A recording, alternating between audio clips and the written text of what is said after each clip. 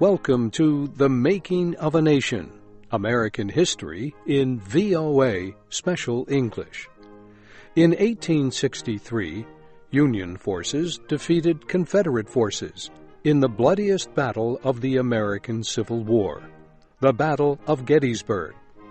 Soon after that, the Union won another important victory, seizing Vicksburg, Mississippi. This week in our series, Kay Gallant and Harry Monroe continue our story of the Civil War with the Battle of Vicksburg.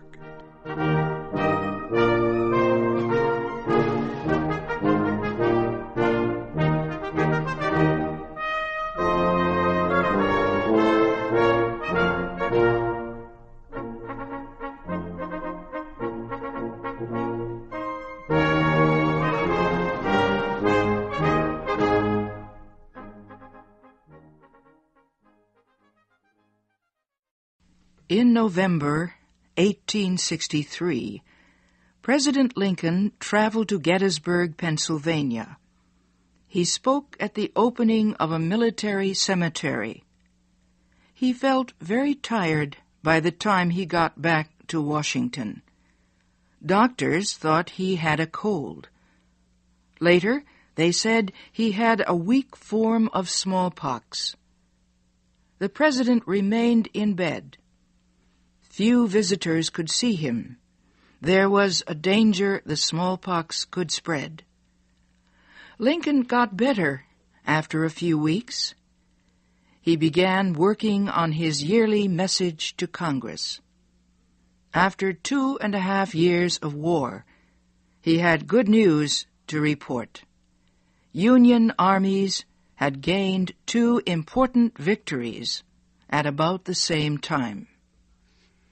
One was the Battle of Gettysburg. Union forces, led by General George Meade, had defeated Confederate forces, led by General Robert E. Lee. They pushed Lee back into Virginia. It was the last Confederate invasion of the North. The day after the Battle of Gettysburg, Union forces defeated Confederate forces at Vicksburg, Mississippi. This victory gave them control of the Mississippi River, and it split the states of the Confederacy. Union General Ulysses Grant had been trying to seize Vicksburg for several months. It was not easy. Vicksburg lay on the east side of the Mississippi River. It was built high above the water on a rocky cliff. As the river flowed past Vicksburg, it turned in sharply at the base of the cliff, and then continued on to the Gulf of Mexico. The Confederates had placed cannon all along the sharp turn in the river. Enemy boats sailing past made easy targets.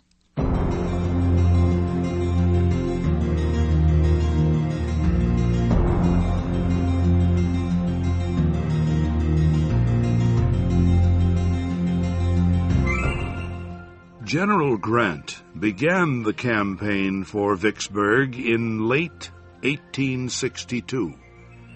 His army was west of the Mississippi River. He needed to get to the other side to attack the city. First, Grant planned to cross the river into northern Mississippi State. Then he would march south to Vicksburg.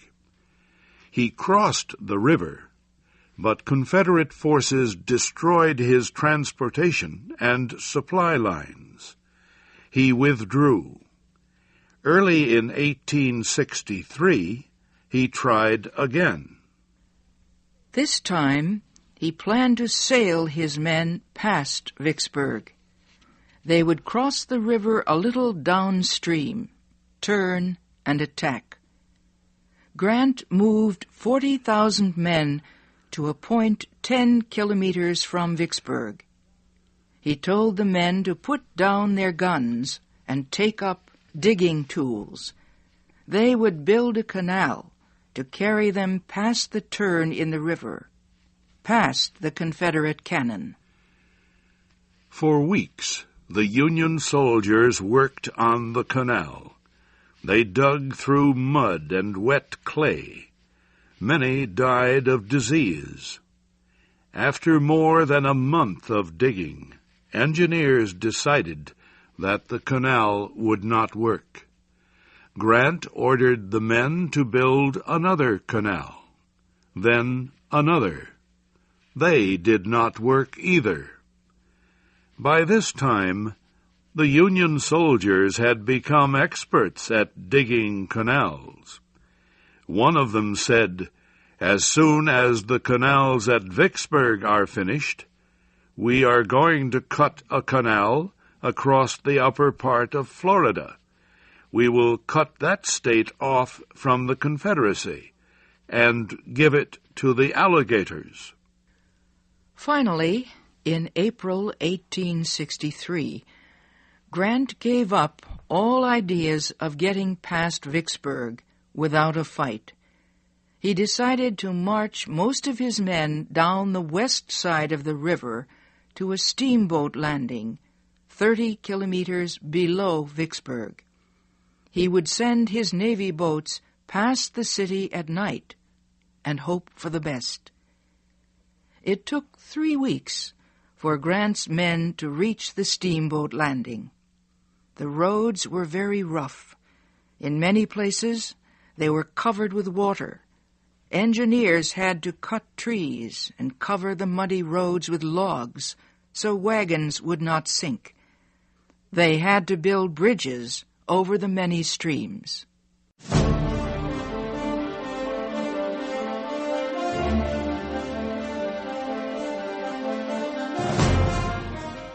On the night of April 16th, the Union Navy made its run past Vicksburg. 8 gunboats and 3 empty troop boats floated down the dark river. Their engines were silent. The Confederates, however, had built fires along the river. They saw the Union boats and began to shoot. They hit most of the boats, but destroyed only one. The damaged boats reached safety below the city. On the last day of April, the Union troop boats began carrying soldiers to the east side of the river. About 23,000 men crossed. Right away, they faced a force of 8,000 Confederate soldiers. They drove the Confederates back. Grant then ordered the rest of his army to cross to the east side of the river. Some of his officers protested. They said it would be impossible to get supplies to a large army east of the river. Grant was not worried about supplies. He said the men should bring only coffee, hard bread, and salt. Anything else could be taken from the farmers of Mississippi. Their homes, he said, were full of food. Grant decided not to throw his men against the strong defenses around Vicksburg immediately. Instead, he marched them east toward Jackson, the state capital. Jackson was the supply base for the Confederate Army defending Vicksburg. Grant wanted to cut the supply lines between the two cities. He also wanted to prevent the soldiers in Jackson from joining the soldiers in Vicksburg. Grant captured Jackson easily. He left some troops to destroy enemy supplies. He took the remaining troops and turned back toward Vicksburg. Grant attacked Vicksburg several times. Each time, his troops were thrown back. The city's defenses were too strong. Grant then decided to surround the city and wait until its food was gone. That, he thought, would make the Confederates surrender. Grant closed in with men and artillery. As one soldier wrote, "The circle of Union forces around the city was so tight that a cat could not have crept out without being discovered. Nothing could get out, nothing could get in." Weeks passed. The Union Army shelled the city. The Confederate Army answered from time to time. Food supplies dropped. There was little to eat except cornbread and the meat of mules. Some people caught rats and ate them. Finally, the Confederate commander, General John Pemberton, decided the situation was hopeless. He sent word to Grant that he was ready to discuss surrender. The two commanders met under a white flag of truce. Grant demanded unconditional surrender. Pemberton rejected the demand.